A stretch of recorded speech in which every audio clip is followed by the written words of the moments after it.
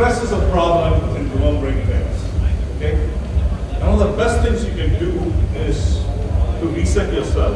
And in most cases, emotions last about 120 to 180 seconds. Okay? There's a physical reaction. When you get fear, you get something, there's a visceral reaction. Okay? So if you can wait it out for 2 to 3 minutes, you're home free. And one of the things, this is what the Navy SEALs use, and they use something called an inhale exhale. Can everybody see the inhale exhale there? So I want you to sit and inhale, it says inhale, and you don't have to be approximate about it. You don't have to be perfect. Excellent, sit comfortably, open your chest, open yourself, and keep the card in your hand. Keep the card on the side or somewhere where you can access it. Does anybody sit? Anybody else just walked in? Don't have a card? You don't have this card. Anybody just walked in, want a card? Yeah. Are you here for the memory talks? Yes. Good, good, good. Come right, grab a card, grab a card. Supplies are limited. Come now, right now. Wow, so many people. Wow. I was expecting to talk to my wife and a couple of friends who I paid to come for this class, but looks like I'm doing okay. And this is going to be a fairly informal presentation, and I really want you to interact with this. Okay? If you want to change your memory, the first rule is paying attention and enjoying. So right now, look at the screen. Inhale, exhale. Follow that. If you're anybody just now come and you don't have this card, raise your hand. Okay. This was good stuff. You want to come doing $10 out with a friend who's not from the audience. Brandon, are you ready to go? Yes, yes it is.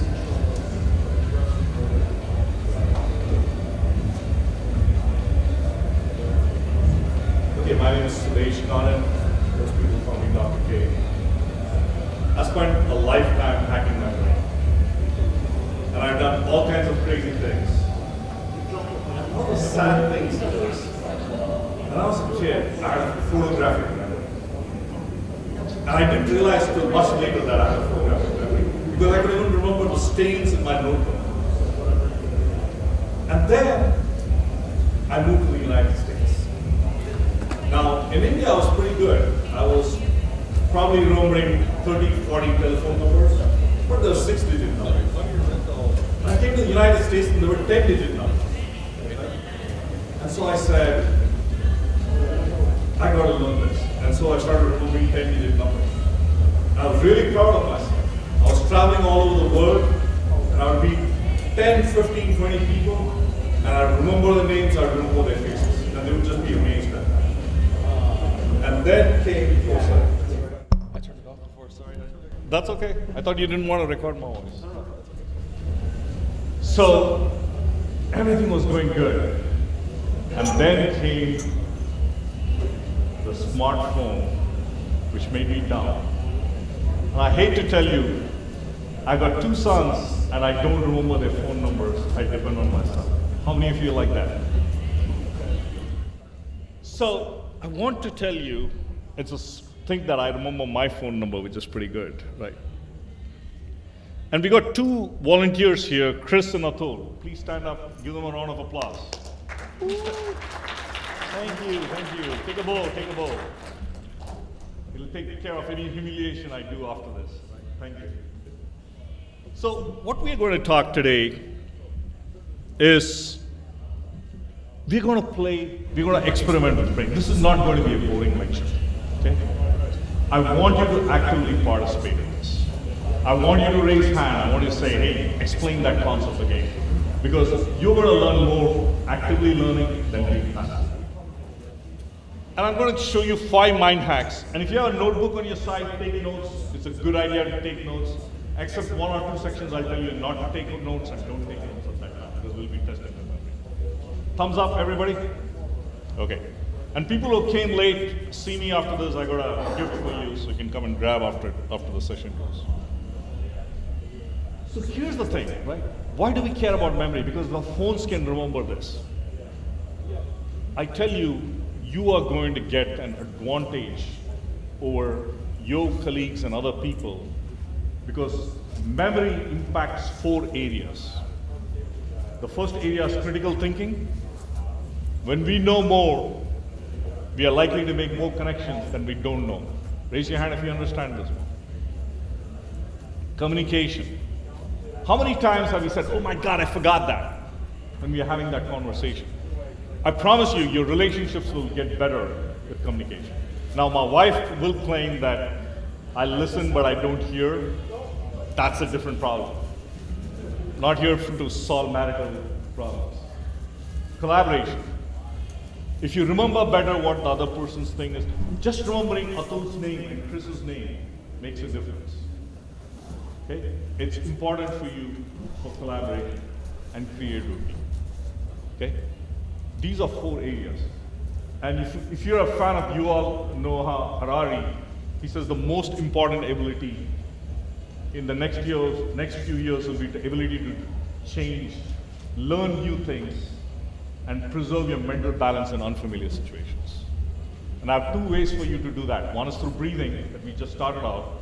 The second one is the memory.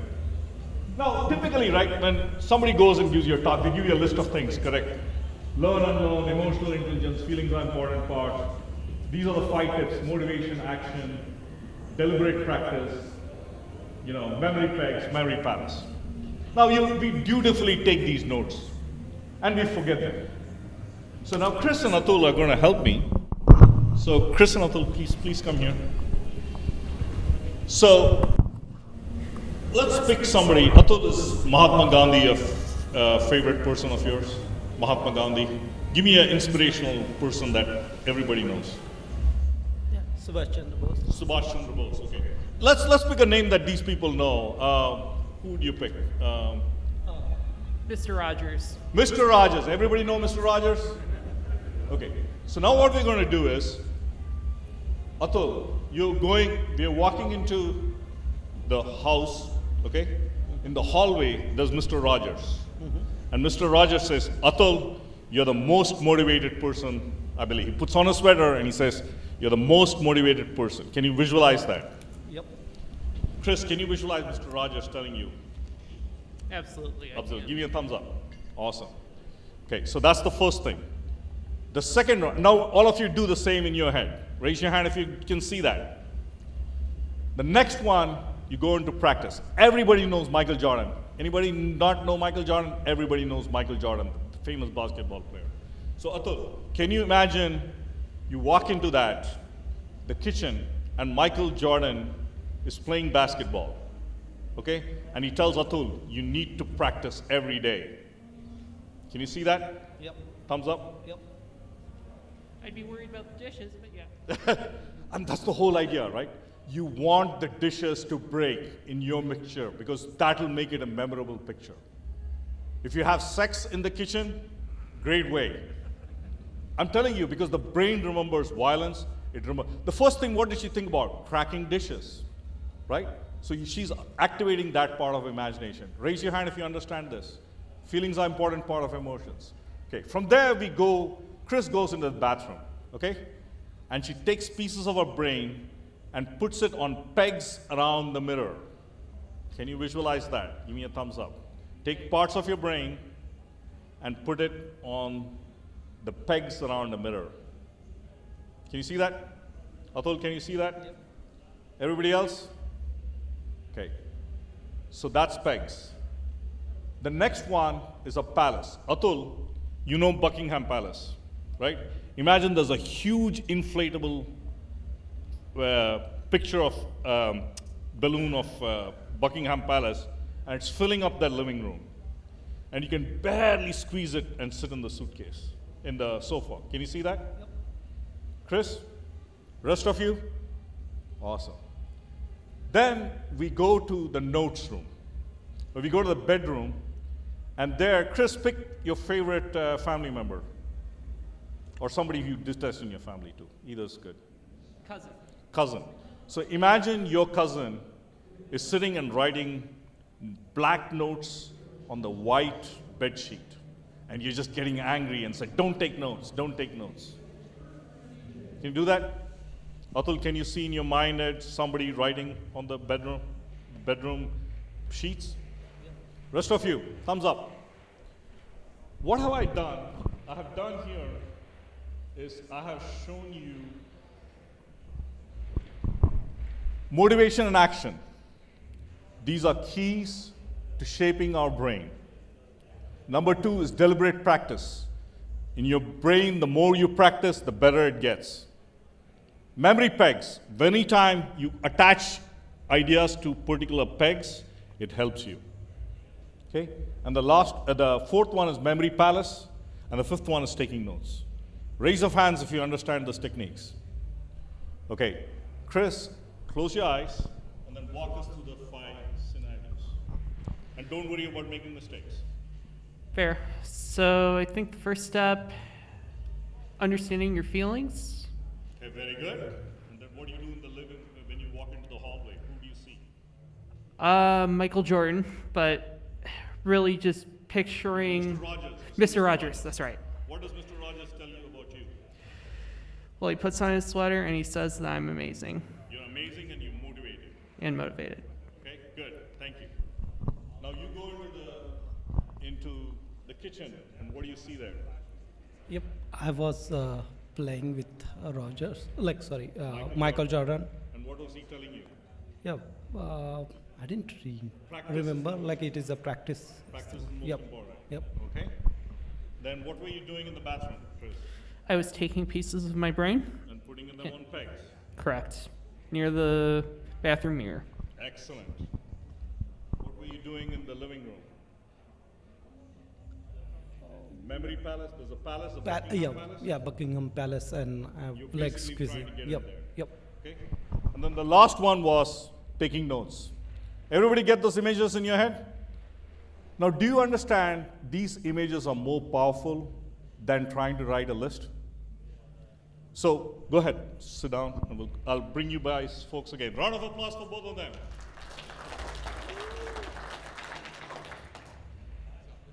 So the first one is motivation, okay? If you're not motivated to learn something, you're not going to learn something. When I would go to a country like South Africa, or I would go to Europe, or I would go to Brazil, the names were very different from what I'm used to, correct? But I really cared because these are people I'd meet again and again. So I was really motivated with that. And also I used to remember that when I remembered the names, they always appreciated that I remembered the names. Okay? And so that's the important thing. Whenever you're going to start learning something new, ask. Think about it. You're all here today at 9 o'clock at night to learn on memory. That tells me that you're motivated. So round of applause to yourselves. Now, I spend a lot of time with brain stuff, okay? And you need to understand there's not one brain, there are multiple brains. The first one is the slow brain, okay? Knowledge is the process of piling up facts. Wisdom lies in their simplification. And our brain is always trying to simplify, simplify, simplify. So if you take time to acknowledge that, it will transform your life, okay? So the slow brain. I could sit down with Atul, and I could take him to hypnosis, and I could make him remember nursery rhymes that he said when he was a kid.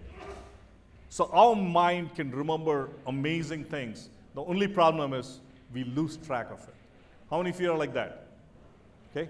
So part of that is the slow brain. It has infinite amount of space, and I'm going to show you how infinite it is. Fast brain. We don't rise to the level of expectations, we fall to the level of our training. And this comes to us 300 BC in Greece. So if you don't practice these techniques, you're going to forget them. And so, for example, I was preparing for the CISSP exam, right? So my wife and I would go for walks, and I had to remember the port numbers. So I had a list of port numbers, and she would have it in a sheet in the hand, and she would quiz me on that, and that was a great way to do a walk, right? Better than fighting with each other. So that's the fast brain. The more you practice, the more difference you get. The social brain. Why am I teaching you this? Because the older I get, I hate to tell you, the memory loss goes down. How many of you can relate to that? There's some old people like me here. Okay. So the more you use it, the better it's going to be. Thumbs up if you understand the slide. Okay, great. Thank you. You guys are a good audience.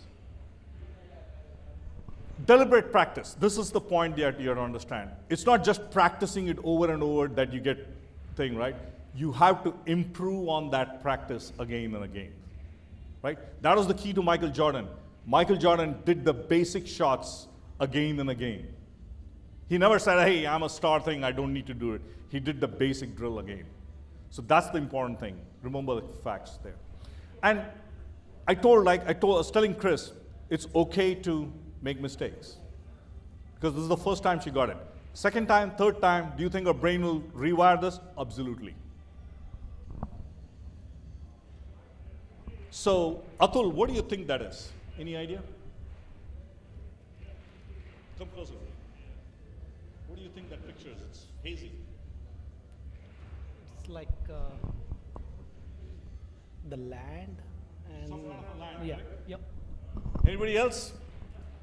That's the map of London. Okay? I put it hazily, deliberately. Now the roads go, unlike Chicago where everything is in, crisscross, that's the kind of, you can sit down, Atul. That's the kind of roads. They have 25,000 streets and 20,000 locations that they have to memorize. And this is called the knowledge. If you want to be a London taxi driver, no GPS systems for you. And so I'm going to show you quickly a video on that.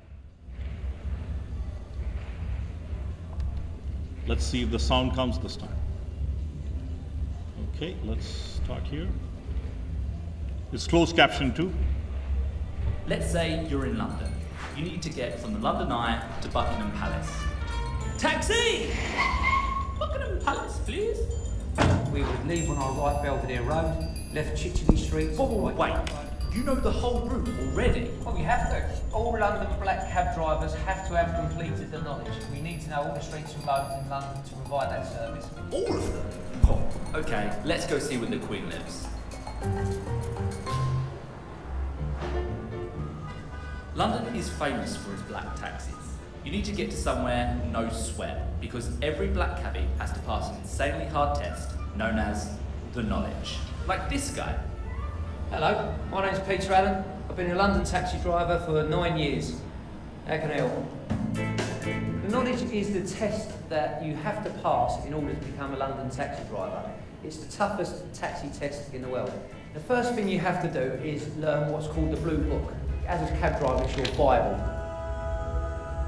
You have to learn 320 routes around London, so that's 640 quarter-of-a-mile areas. You have to learn 25,000 streets and roads within a 6-mile radius of Trafalgar Square in London. You have to learn every single point of interest, place of interest, apartment building, housing estate, police station, mosques, synagogues, churches. A few moments later.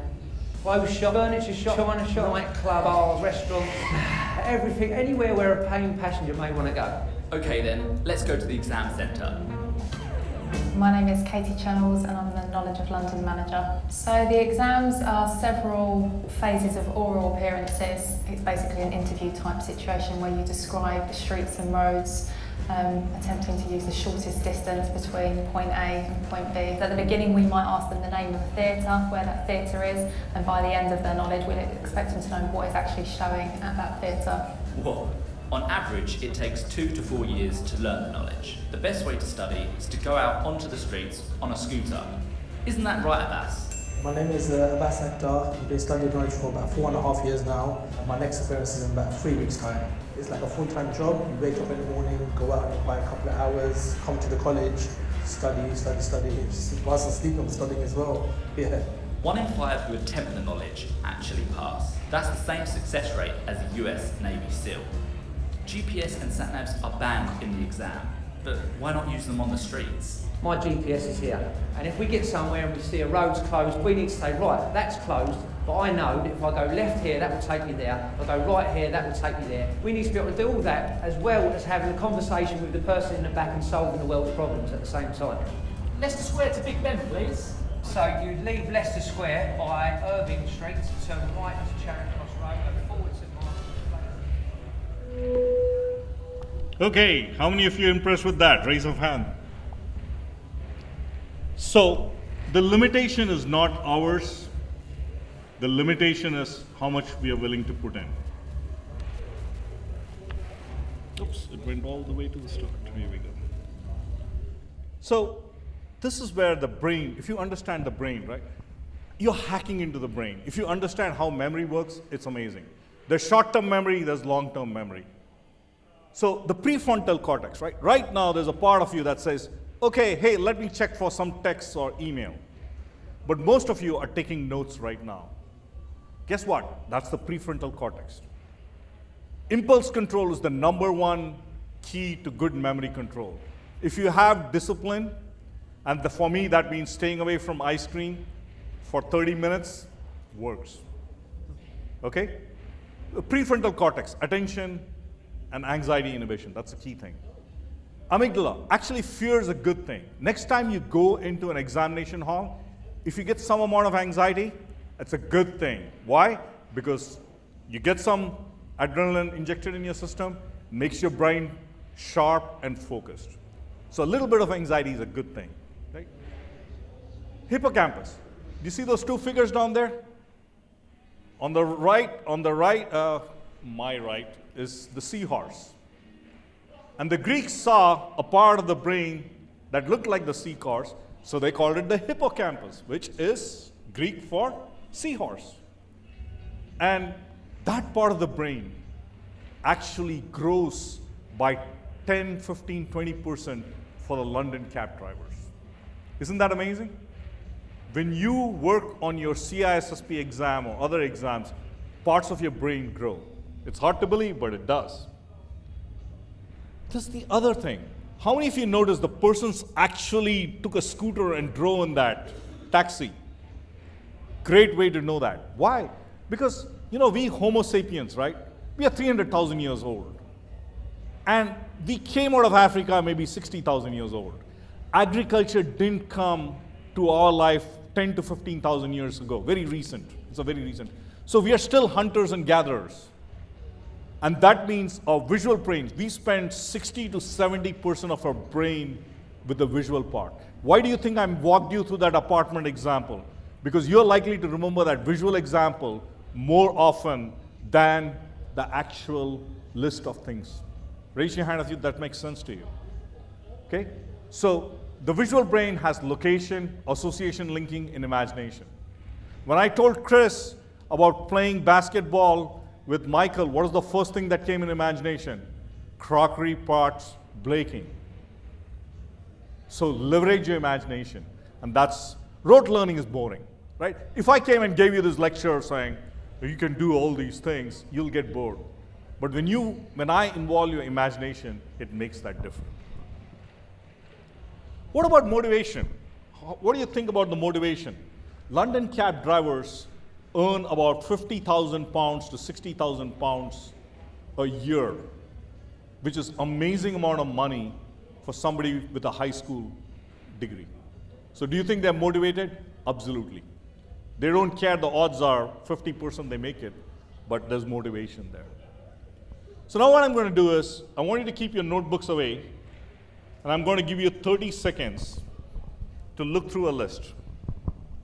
And this is Scout's honor, so I'm not going to test you on that. Okay, everybody ready? Let me get my clock here.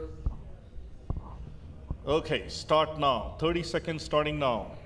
I want you to start looking at the list, memorizing it however you can.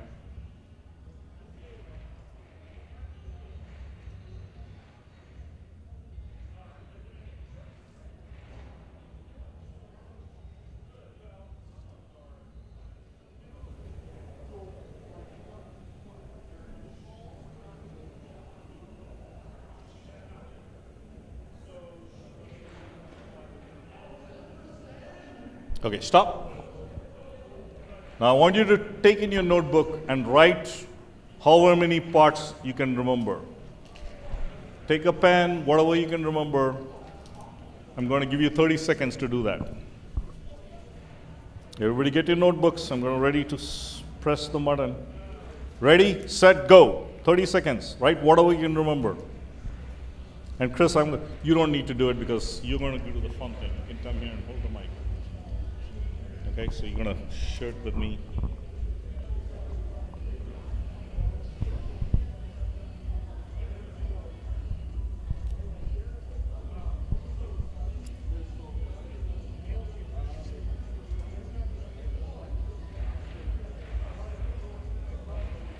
Okay, stop. Okay, I'm going to show you the list now. And now check how many of you got right. I don't care about the wrong answers. How many of you get right? How many who got all of them? Okay, you don't need this class, you can go. Good, hold on. Your name is Corey, right? Oh, no. What's your name? Corey. Yep. Thanks, Corey. Anybody else? How many got 5 at least right? Raise your hands. How many got less than 8? About 5 to 7 is pretty common. A person like Corey is an outlier. Okay, good for you. So now what we're going to do is, she's going to quiz me on this. Okay. So Atul, you also watch it with me. Okay. So I'm going to go through the list. 0 is baseball. 1 is baseball bat. 2 is snake or cobra. 3 is handcuffs. 4 is flag. 5 is S-shaped hook. 6 is elephant trunk. 7 is boomerang. 8 is hourglass or egg timer. 9 is balloon. Did I get that right? Yeah, but I think you made the list. Okay, so I made the list, right? So now let's go and pick a number or pick an object. I'll tell you the number. 7 is boomerang. It is. Okay. Chris, give me another. All right, how about number 5? Number 5 is S-shaped hook. Yep. Give me, what's that? Snake is 2. Yeah, it is. So Chris is right? I made this list up, so I should know it. But would you be impressed if Chris and Atul learned it? Okay? So now what I want you to do is, Chris and Atul, look at that. Look at that screen. And Atul, start with 0 is baseball. Visualize in your head. 0, come here, come closer. 0, can you see 0 is baseball? Yep. Okay, can you see 1 is baseball? The number 1 in baseball? Yeah. Sorry, baseball bat. Right. Okay. Can you see 2 and snake? Yep. Can you see 3 and handcuffs? Yeah. 4 and flag? Flag. Yep. 5 and S-shaped hook? Yep. Yep. 7? Yep. 8, 8. hammer? 8. Yep. Okay, so now I want you to close your eyes and try to go through that list. 0 is baseball. Raise your hand if you can see that. Thumbs up. Okay, go to 1. Bat. What's 2? You can open your eyes and look at it. Got it? 3. 4. Atul, you're doing it too? Yep. 5. 6. 7. 8. 9. Okay, good job. Okay, Atul, can you see 0 in your mind's eye? Yep. 1, Yep. 2, open your eyes and see it. Yep. 3, Yes. 4, Yep. 5. You can see it? No. Okay, Yep. you can see it now? Yep. 6, Yes. 7, Yep. 8, Yes. 9. Yep. Okay, now look at the audience now. Okay, guys, shout out some numbers and things. Let's just know. 2 is going to be the cobra. Very good, snake, very good. Flag. Think about it. 5, okay, try another number. What's boomerang? Boomerang would be 7. Very good. What would be the hourglass? 8. Very good. What would be 5 again? Look at the screen. S-shaped curve. S-shaped hook. Hook. Okay, thank you. Round of applause. Did you see how quickly they memorized it? Corey, what was your method of doing it?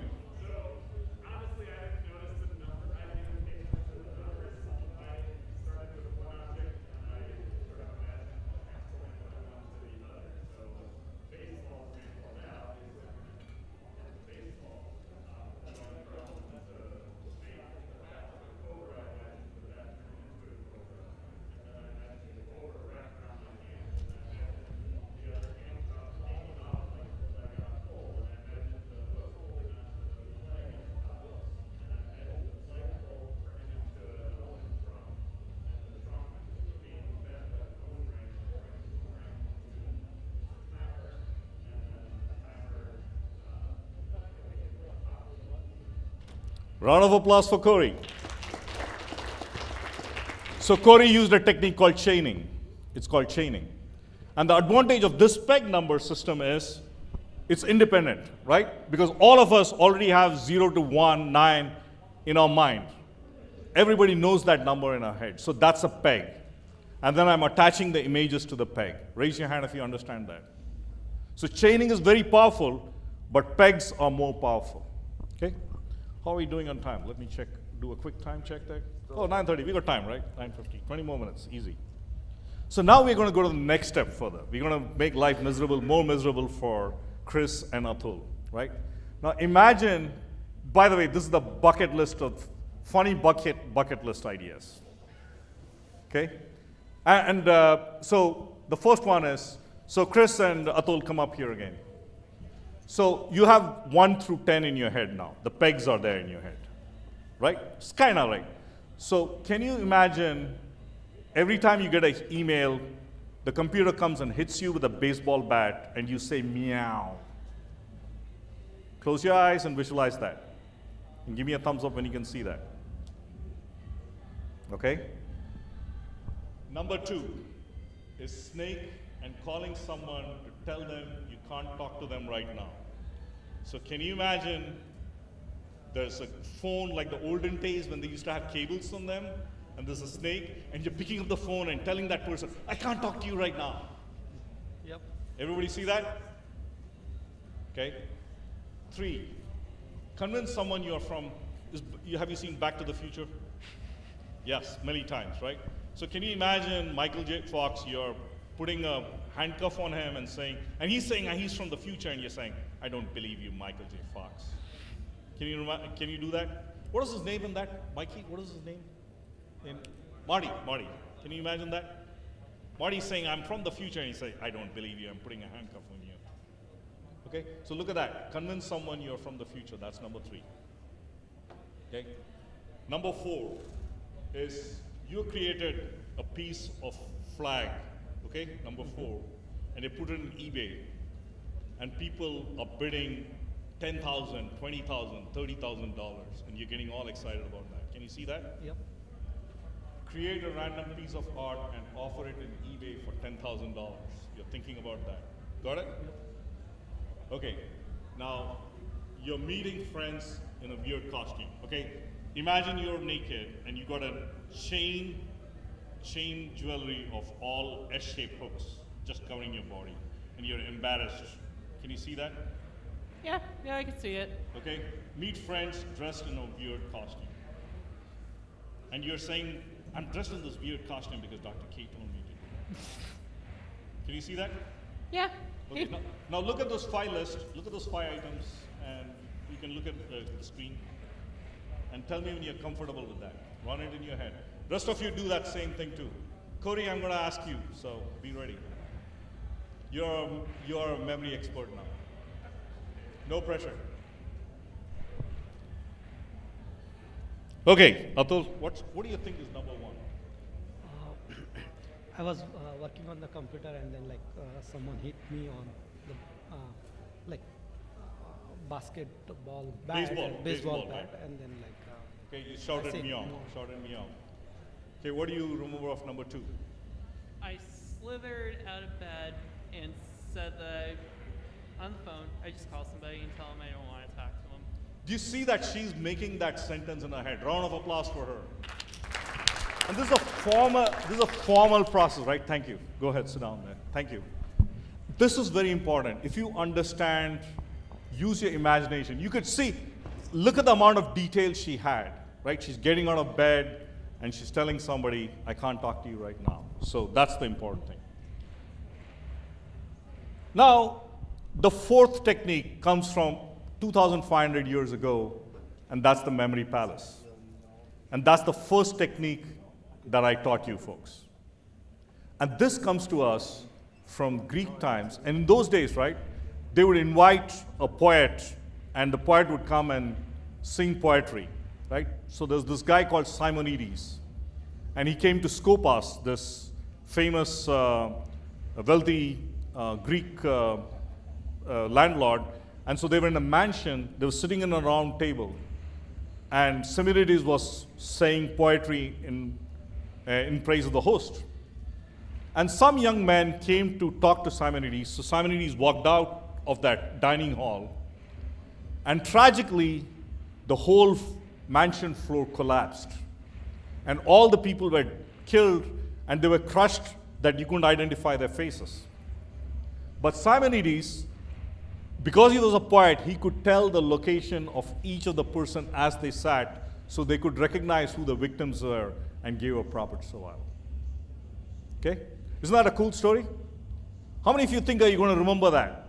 People getting crushed, right? Our brain is geared for that. And that's the idea of memory palace. Now, Atul and Chris, let's do it this one more time. Let's see what you remember of those 5 things. What's the first thing? What's the first thing? So there was a palace. It was. First one, okay. No, I'm talking about the 5 things that we. Oh, okay. The 5 hacks. Feelings. Identifying your feelings. Very good. And what happens? Who's the first person you meet? What does Mr. Rogers say? Mr. Rogers says, I'm amazing and that I am motivated. Awesome. Round of applause to her. What's number 2? I'm in a kitchen playing basketball and practice. Practice is important. Round of applause to him. Okay, I'll go to number 3. Number 3 is the memory pegs, right? Take pieces of brain, put it in your memory there. And we got the pegs, right? The 9 pegs. My wife and I, we drilled 100 pegs, 0 to 100. And most memory competitors have 1,000 pegs, and they're not so hard. We learned our memory pegs, maybe, Akila, in 2 weeks, maybe? Maybe 2 weeks. We'd go walking and we'd quiz each other on pegs. We are a weird couple, that's a different story.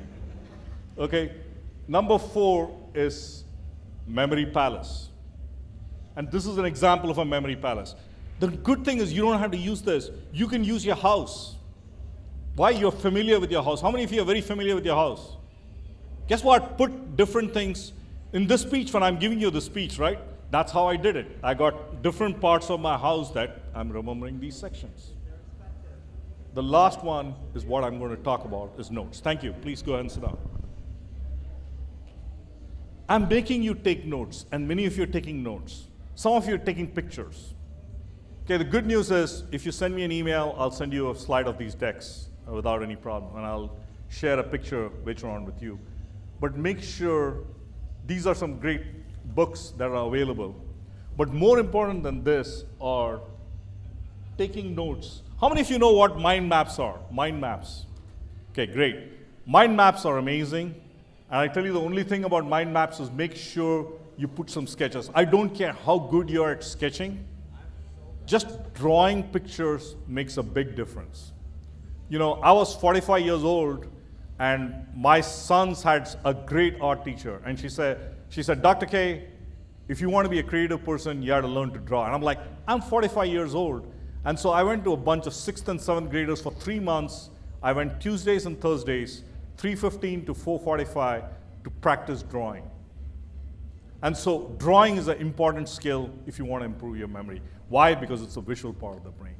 So mind maps is a great thing, and Tony Buzan, just put mind maps, Tony Buzan, and you'll get all kinds of stuff there. Okay, then the other picture I want you to do is, I didn't talk about compassion and kindness. One of the most important things we can do is to be kind to ourselves when we are learning. When we say we are a bunch of stupid idiots, guess what? Your brain's not going to learn. And especially when you're like me, you're getting older, you say, I'm old, I can't remember it. That's no excuse. Okay? My two mentors are 80 years old, and one of them is a physician, and one of them is a college professor. And they study and learn every day. So be kind to yourself. Go ahead and take a picture of that. And then, I don't know that QR code will scan it, but I think these two will scan. It'll take you to my blog. My email address is there, all that stuff. How are we doing in time? Because I think I have some time for questions. About 20 minutes, give or take. Okay, 40 minutes. So thank you for the presentation. Round of applause to all these people, including Corey. I'm happy to answer any questions.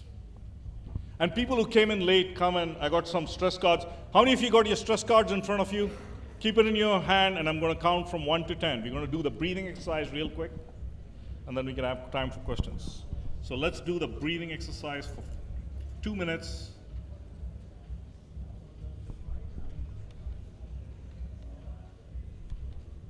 Okay, exhale, inhale, open your chest. We're going to do this exactly for 2 minutes.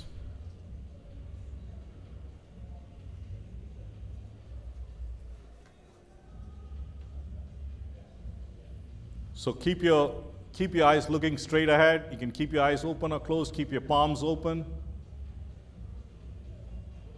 Relax your jaw.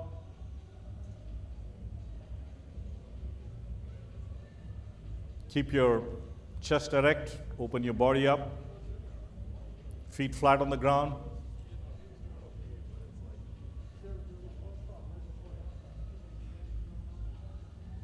This is called the 4-6 breathing.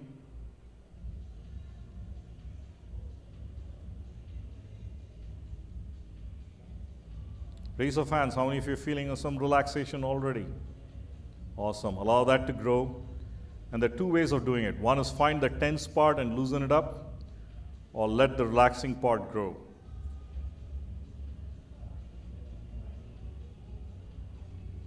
Okay, so go ahead, now put the thumb on that black spot, and I'm going to count from 1 to 10 in Hindi.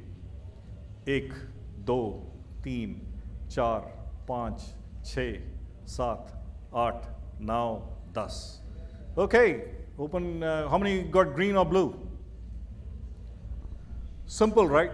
Just focusing on your breathing makes the difference. So thank you. I'll go the cards to give any questions. Let's ask some questions. I must have been so good. No questions here. Yes, sir.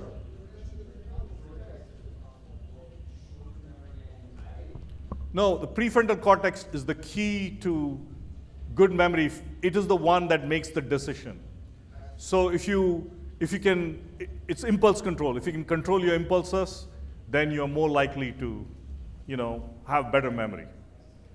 So the fact today you came in and paid attention, right? 9 o'clock you came for that. That means you're highly motivated. You stayed away from a party to come to this, right? God bless you. So, other questions? Yes, sir.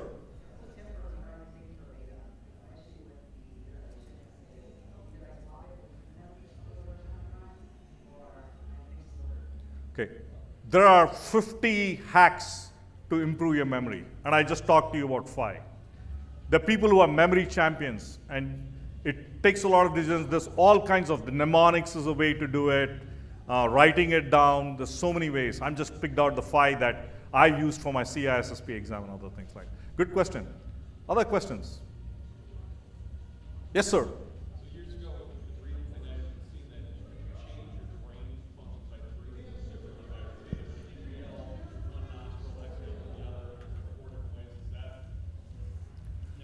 So this one is more longer. This method is used by the Navy SEALs. There's a lot of scientific work done on this. The longer exhale somehow triggers something called a heart rate variability. And so there's a lot of good work on that. So yeah, there's a whole treatise on yoga, Patanjali yoga, on how breathing changes things. Okay, but I want to kind of keep it simple. But good question. In fact, maybe next year that's what I'm going to do. Breathing hacks for happiness and relaxation. Yes, sir. Rushi. Very good, very good. So Rushi, how do I remember your name? Your name, I got your name right, correct? And maybe I said it once or twice when I saw you, correct? And I connected your name to your face. So you look like a sage, which the Indian word is Rishi. So Rishi and Rushi. Corey, I remembered, Corey's gone, but I remembered Corey because quarry, right? I imagine he was standing on the edge of a quarry. So that's how I remembered Corey. Atul means unique, absolutely, incomparable. So I looked at him like, hey, he's incomparable. Chris, we met last night, so we talked a couple of times. So that's how, but it's a practice. You do it, and you want to know people's names, right? So that's what it is there. Okay, yes, Chris? Have you heard the phrase correct horse battery staple? No, tell me more. I don't know that. Come here, closer. So for anyone who doesn't know, it's an ex-KCD comic on passwords. But the point is, if you can picture, the horse with the battery staple saying correct, it's a visualization tool and it helps you memorize stuff. No, excellent. Thank you.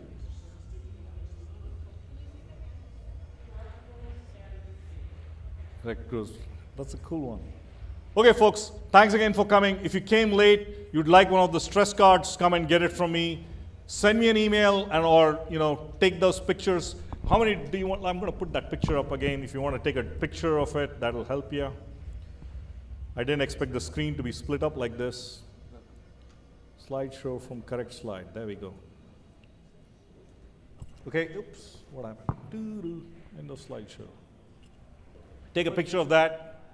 And the kindness is a very good one. If you learn to cultivate compassion and kindness, I promise you, it will transform your learning ability. How many of you beat yourself up when you don't learn something? We're all very good at that, right? And just develop that one ability. First, reward yourself that you came at a 9 o'clock session here. So, hey, where's Kyle? Kyle, come, go ahead, set up the computer. Thank you, folks. Been a good meeting. Thank you very much.